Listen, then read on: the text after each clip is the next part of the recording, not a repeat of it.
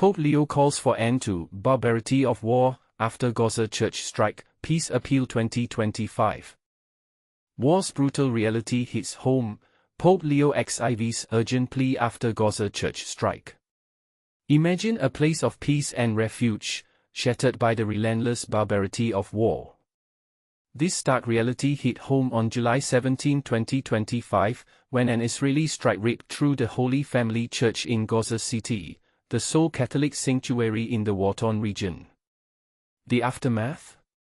3 lives lost, several injured, including the parish priest, and a sacred space scarred, its roof damaged near the main cross, stone facade scorched, windows reduced to shards. For Pope Leo XIV, this was more than a tragedy, it was a clarion call to action. Speaking from Castel Gandolfo, Italy, on July 20, the Pope led the Angelus prayer with visibly profound pain, naming each victim by name. His message was unflinching: the barbarity of war must end. But here's where it gets controversial. Leo directly appealed to the international community to uphold humanitarian law, stressing the obligation to protect civilians and condemning collective punishment, indiscriminate force, and forced displacement.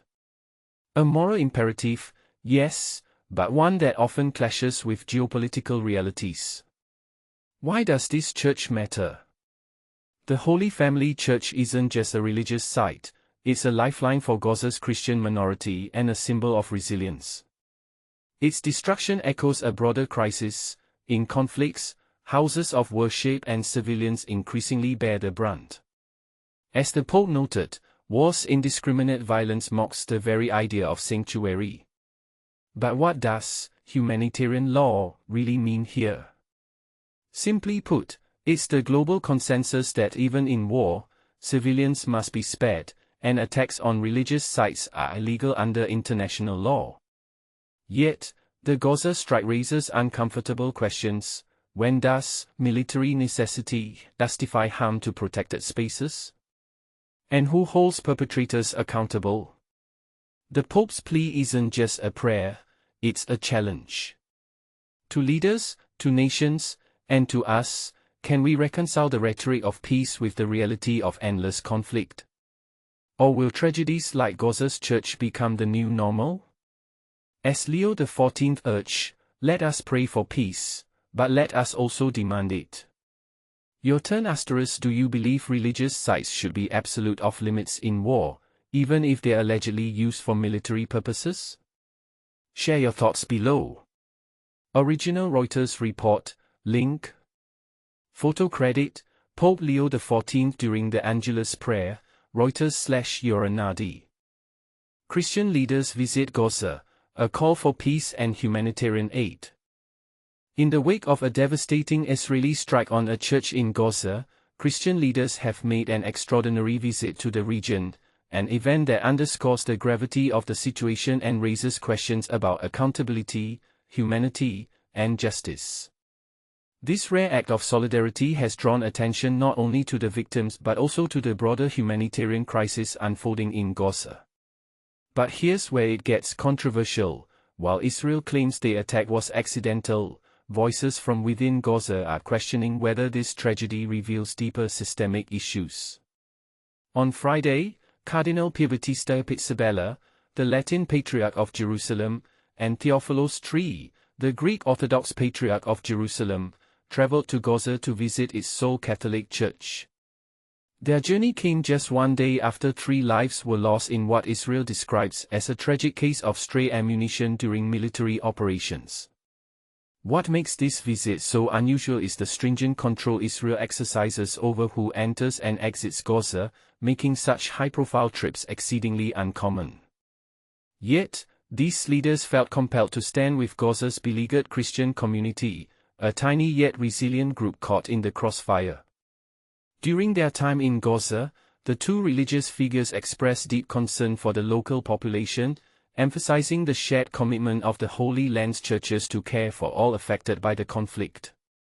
According to a statement from the Latin Patriarchate of Jerusalem, which oversees Roman Catholics in Gaza, the patriarchs brought much-needed food aid and medical supplies to address the dire shortages plaguing the territory.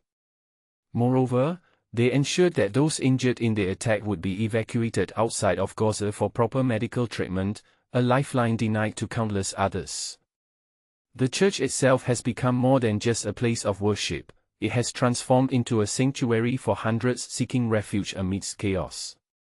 Before the strike occurred, nearly 600 people, most of them children, took shelter within its walls. For many, it represented hope and safety, even if fleeting.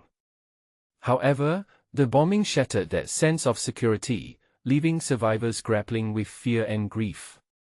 Meanwhile, Pope Leo received a direct phone call from Israeli Prime Minister Benjamin Netanyahu, during which the pontiff reiterated his plea for peace and underscored the critical need to safeguard places of worship worldwide. Once again, a Vatican statement read, Pope Leo voiced his anguish over the catastrophic humanitarian conditions in Gaza, particularly how children, the elderly, and the sick bear the brunt of this ongoing violence. Netanyahu, for his part, expressed regret for the incident and extended condolences to the families of the deceased. While Israel has publicly stated its remorse, skepticism lingers among some observers. Dr. Fadel Naim, director of Al Oli Hospital in Gaza, posed a provocative question on social media platform X: why are these wounded individuals allowed to leave when thousands of other Palestinians remain trapped without access to life-saving care? Is this an effort to whitewash the image of the occupation, or does it reflect discriminatory practices based on religion? His words highlight the frustration felt by many Gazans who see little relief in sight despite mounting international pressure. Indeed, the global response to the attack has been swift and severe, with condemnation pouring in from allies like the United States. And this is the part most people miss: the timing couldn't be worse. With no sign of a ceasefire agreement between the warring parties, the death toll continues to climb. According to the Palestinian Health Ministry, nearly 59,000 people have perished since the conflict began, a staggering number that demands urgent action. So, where do we go from here? Can gestures of goodwill, like the recent visit by Christian leaders, truly make a difference in a region torn apart by decades of strife? Or will they remain symbolic acts overshadowed by larger geopolitical forces? We invite you to share your thoughts in the comments below. Do you believe there's still room for diplomacy, or has the window closed entirely? Evangelical backlash against Israel, a new divide in MAGA politics. In a dramatic turn of events, the once solid alliance between the evangelical community and Israel, long a cornerstone of President Donald Trump's administration, is showing signs of strain. A series of violent incidents targeting Palestinian Christians in Gaza and the West Bank have ignited a firestorm of controversy, causing a rift within Trump's base of supporters. The escalation of tensions has led to a significant shift in sentiment among evangelical leaders and other religious conservatives, who are questioning their unwavering support for Israel. This development has not gone unnoticed by Trump's officials, who are now threatening reprisals against those who dare to criticize Israel's actions. But here's where it gets controversial. Some argue that the evangelical community's growing disillusionment with Israel is rooted in a deeper sense of betrayal, as they feel their values and principles are being compromised. Others believe that the evangelical movement is simply reacting to the changing geopolitical landscape, with some suggesting that this could mark the beginning of a new era in US-Israel relations. And this is the part most people miss. While the evangelical backlash against Israel may seem sudden, it has been brewing for quite some time.